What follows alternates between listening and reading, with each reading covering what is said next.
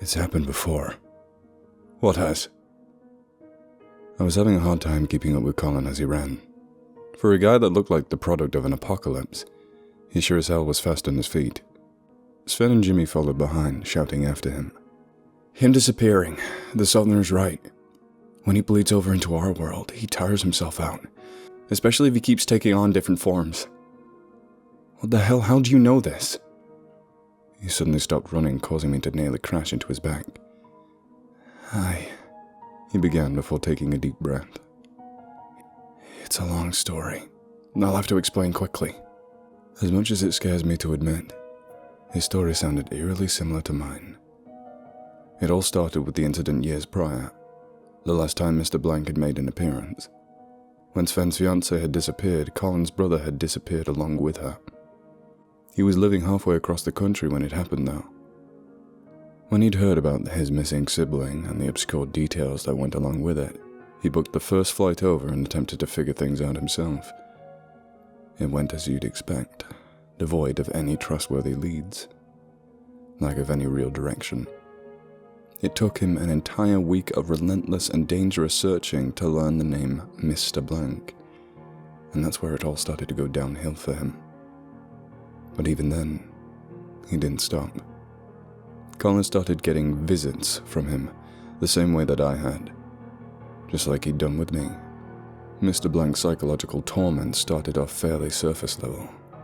80s horror movie villains, ghosts in the closet, creatures standing outside his window, etc. While they certainly took a toll on him at first, he endured, continuing his search in spite of it all. He even tried attacking Mr. Blank directly, just as I had. Wouldn't work out so well, as he went on to learn. Maybe he was just lying about it all. I don't know. But I could feel my anger towards him gradually fading as he relayed his story to me. He hadn't really done anything different than I had. Well, I guess he had. He did everything completely alone. I had Mike and Rose with me. After Colin had trudged through Mr. Blank's initial onslaught, the latter started pushing harder, trying to break him completely. This is where Colin's story truly began diverging from my own. Mr. Blank began using more abstract scare tactics.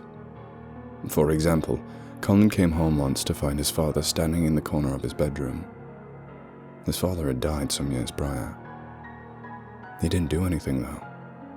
He just stood there with a blank expression like a mannequin, day and night, for nearly 2 weeks. On top of that, he'd get more and more frail by the hour, as if he were rapidly losing weight. By the end, he was essentially a skeleton. That resulted in the first bona fide mental breakdown of Colin's life. And of course, it wasn't even close to ending there. The psychological stress and torment he experienced sounded like enough to make anybody lose it completely. He'd see faces of pure malice and hatred staring at him in the mirror. He'd see a bottomless pit in the middle of his living room, while hellish screams constantly emanated from within it. Every time he'd open up a toilet, the face of his sister, drowned to death, would be staring up at him, gasping for air. He couldn't bring himself to describe the worst of it though. Just that his deepest, most visceral fears were manifesting in front of his very eyes, and it was breaking him minute by minute. It did reach a point where he attempted suicide. He walked onto his balcony in the middle of the night and looked over the railing from the 14th floor. He stared down at the ground with his mind running a mile a minute, but before he closed his eyes and took the plunge, he saw a figure with a blank face staring at him from below. He said that he froze in that moment, that they stared at each other. He said that he was coming to an understanding, an implied agreement. Do what I want and I'll end this hell for you. He felt a transitory comfort combined with a sensation of overwhelming coercion. In other words, he didn't have a choice in the matter. It's not like I can explain it. He was fucking with my head. It felt like I'd face something worse than death if I didn't play by his rules. If I didn't do what he said. Go ahead and think what you want about me. But you weren't there. You couldn't have understood. Right, I said, trying to digest what I'd been told. Do you still hate me?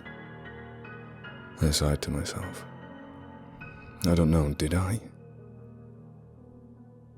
Depends, I finally said. You said that we had a chance. What did you mean by that? He nodded. Yeah, we do.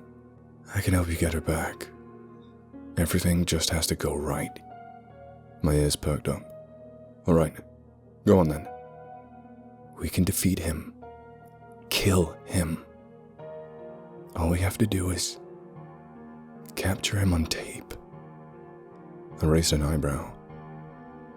That's it? You're kidding me. No, it's not what you think. What's been chasing you up until this point hasn't been Mr. Blank. Not his real form, anyway. That's what we need to capture.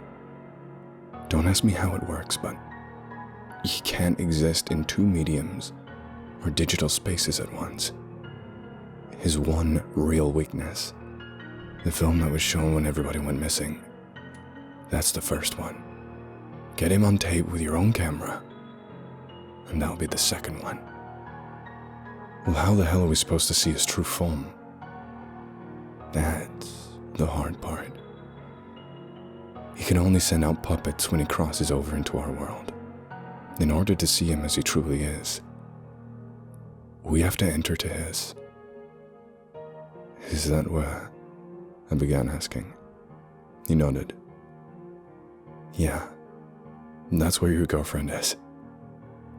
How do we get there? Colin reached into his backpack and pulled out a film reel. Watching the film almost acts like a passageway between his world and ours. A more involved explanation wasn't really necessary. In fact, the whole situation began making a lot more sense. I used to ask myself why Mr. Blank chose our town. Why the hell he just had to come here. Well, the theater that it happened in was an older one. A classic place, so to speak. It was one of the few places that still used projectors. What's it like in there? Colin shook his head. I couldn't tell you. But from what I've learned, the people trapped in this world are essentially being used as fuel. Mr. Blank feeds on inherent negative human emotions. Anguish, uncertainty, despair, fear. He doesn't kill them, just keeps them there for himself.